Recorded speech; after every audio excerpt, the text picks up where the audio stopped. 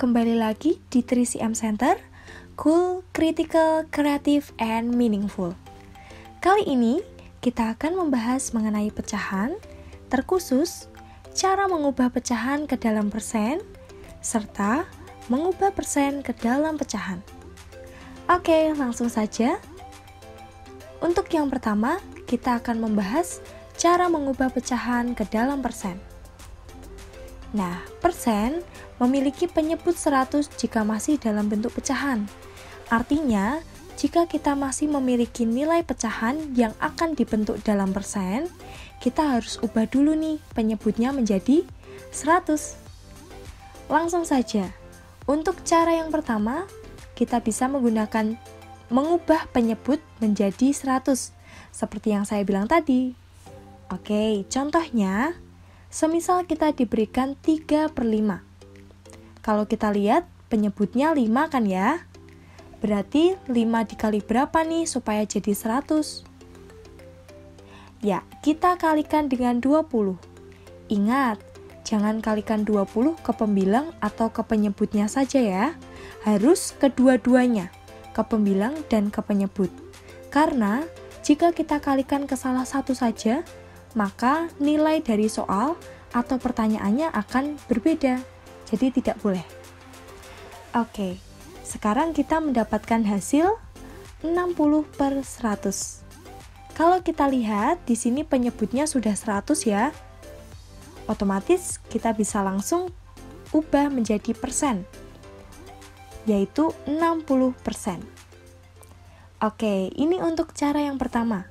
Kita masih memiliki cara yang kedua, yaitu dengan mengalihkan 100%. Contohnya, semisal kita diberikan pecahan 7/50. Berarti kita bisa kalikan dengan 100%, otomatis kita memiliki nilai 700/50%. Di sini tinggal kita bagikan saja, 700 kita bagi 50, hasilnya 14%. Oke, jadi kita memiliki dua cara untuk mengubah pecahan ke dalam persen, tetapi kalian bisa memilih nih, kira-kira cara yang mana ya yang lebih mudah untuk mengubah pecahan ke persen. Tidak harus menggunakan cara pertama ataupun cara kedua, tetapi yang menurut kalian mudah saja. Nah, sekarang kita akan lanjut. Kita akan coba ke soal yang berbeda. Semisal kita diberikan nilai 13/25. Di sini kita memiliki penyebut 25, berarti kita harus kalikan berapa nih 25-nya supaya jadi 100? Iya, kita kalikan dengan 4. Otomatis, pembilangnya kita memiliki nilai 52 dan penyebutnya 100. Persentasenya yaitu 52%. Jadi, persentase yang senilai dengan 13/25 ialah 52%. Ya, itu contoh yang ketiga. Contoh berikutnya di sini agak berbeda.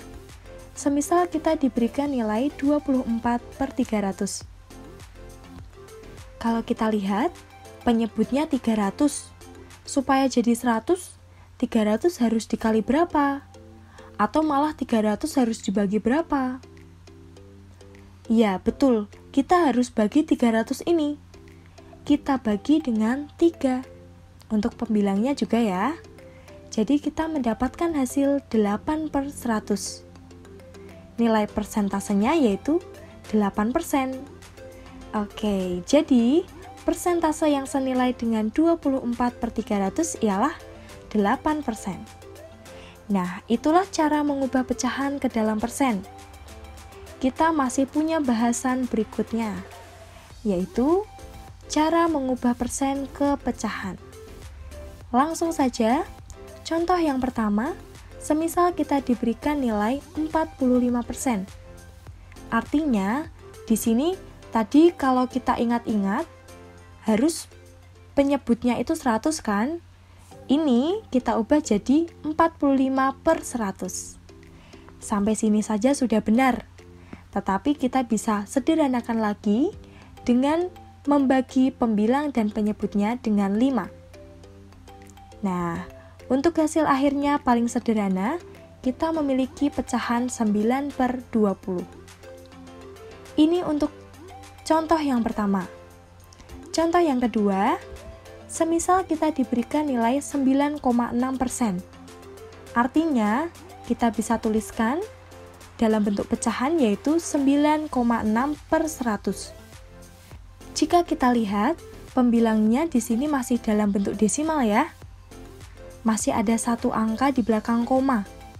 Artinya di sini kita belum memiliki bilangan bulat untuk pembilangnya. Nah, kita ubah dahulu. Kalau kita tahu ada satu angka di belakang koma, maka kita bisa kalikan dengan 10.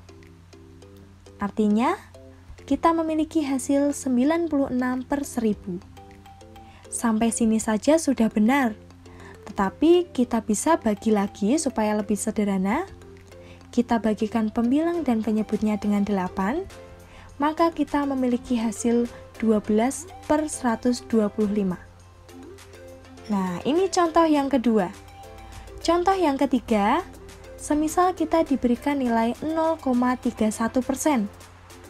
Kita bisa tuliskan dengan 0,31/100. Bentuk pecahannya seperti ini. Berarti, kalau kita lihat, di sini ada dua angka di belakang koma nih.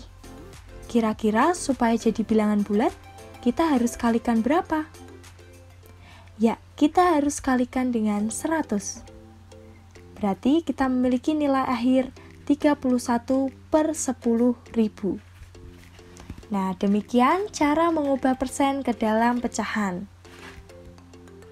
Oke, jadi kita sudah membahas apa saja?